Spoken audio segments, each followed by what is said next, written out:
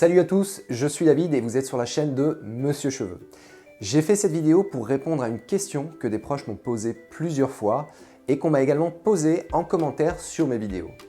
Si vous suivez ma chaîne, vous avez probablement vu que j'avais fait une greffe de cheveux il y a 3 mois. Où j'ai densifié les golfs, redessiné la ligne frontale, toujours au niveau des golfs, et on m'a implanté également 2000 follicules. L'intervention a duré 6h30 à peu près. J'en suis très content pour le moment, la cicatrisation a été rapide et les cheveux poussent progressivement. Mais pourquoi ai-je conservé un grand front? Alors pour reformuler la question, pourquoi je n'ai pas choisi de descendre la ligne plus bas et que je n'ai pas cherché à réimplanter au niveau des tempes? C'est vrai que quand on regarde cette photo, on se dit que le front est relativement haut et que les tempes sont dégagées. Ça fait pas mal de surface de peau en comparaison de la chevelure. Merci de me l'avoir fait remarquer, je suis proche du complexe, ça y est.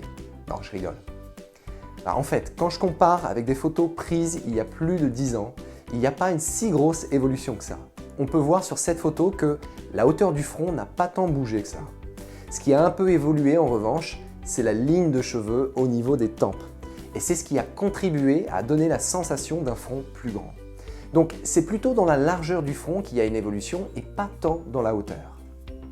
Et ce phénomène, il est naturel et n'est pas à proprement parler connecté à l'alopécie androgénétique. Il est lié à l'évolution du visage, au vieillissement si vous voulez. Donc plus on avance en âge et plus les tempes se dégagent. On pourrait tout à fait conserver toute sa chevelure au-dessus et donc n'être pas touché par l'alopécie et pourtant avoir des tempes qui se dégagent.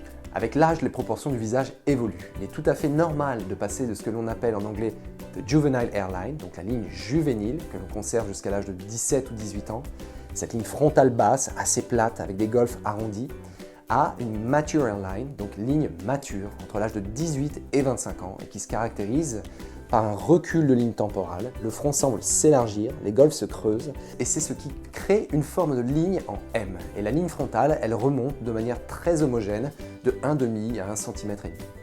Dans mon cas, j'ai subi ces deux phénomènes. Passage de la ligne juvénile à la ligne mature, et en plus, je suis sujet à l'alopécie androgénétique. Les golfs se sont dégarnis sur le dessus du cuir chevelu, la ligne frontale a perdu de la définition, et j'ai également perdu de la densité sur le centre et le dessus du cuir chevelu. Donc c'est pour cette raison que j'ai décidé de faire une greffe de cheveux. Je ne voulais pas devenir chauve.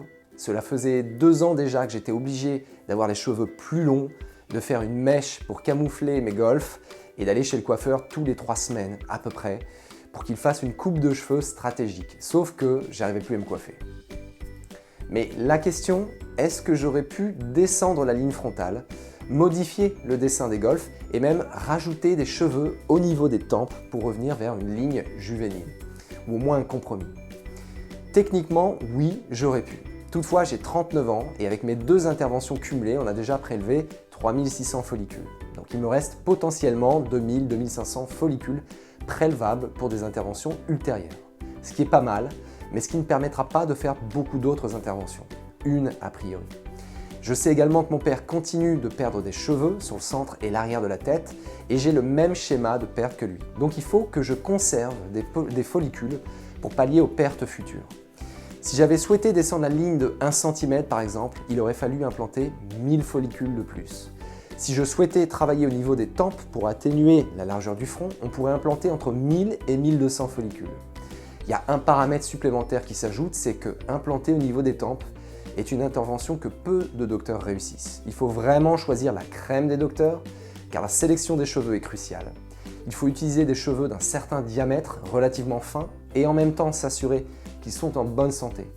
Le dessin d'implantation est complexe et obtenir le bon angle d'implantation demande beaucoup de minutie au docteur. C'est en plus une intervention qui est onéreuse.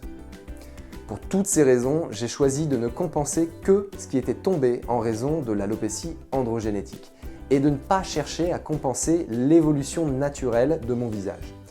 Si toutefois les produits que j'utilise, minoxidil, finastéride en gel, compléments vitaminés pour cheveux, me permettent de stopper ma perte et de la stabiliser et que je ne vois pas d'évolution d'ici 5 à 6 ans, alors je choisirais peut-être de redescendre un peu la ligne frontale, à 1,5 cm, et j'arrondirais peut-être la forme des golfs pour que la forme en M de la ligne actuelle soit un petit peu moins marquée. Donc Comme vous l'aurez compris, il est possible de faire beaucoup de choses avec la greffe de cheveux, mais il reste toujours une limite.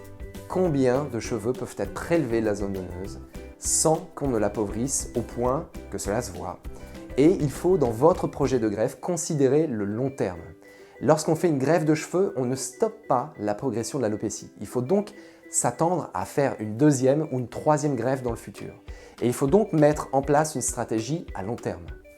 Cette stratégie qui prend en compte l'évaluation de la perte, le nombre de cheveux disponibles dans la zone donneuse et le nombre de greffes à effectuer, doit s'accompagner de moyens de préservation de la chevelure, minoxidil, finastéride, pour ralentir la perte au maximum.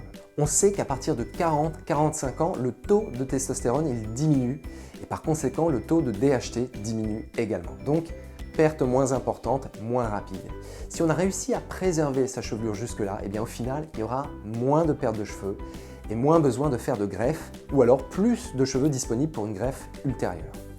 Je vous recommande donc d'être raisonnable dans vos projets de greffe et de réfléchir sur le long terme plutôt que de chercher à implanter le plus et le plus rapidement. De même, dans le choix d'une clinique ou d'un médecin, ne faites peut-être pas une greffe de cheveux avec quelqu'un qui vous propose un projet qui a l'air d'être trop ambitieux. J'espère que cette vidéo vous a plu. Si c'est le cas, je vous invite à vous abonner, à appuyer sur la petite cloche pour avoir toutes les notifications. Vous pouvez également aller sur mon site monsieurcheveux.fr et booker un appel conseil avec moi ou tout simplement un diagnostic en ligne, ce qui vous permettra d'obtenir une évaluation sur vos photos, de mettre en place un projet personnalisé et puis on pourra discuter ensemble. Je vous dis à bientôt pour une prochaine vidéo. Tchuss!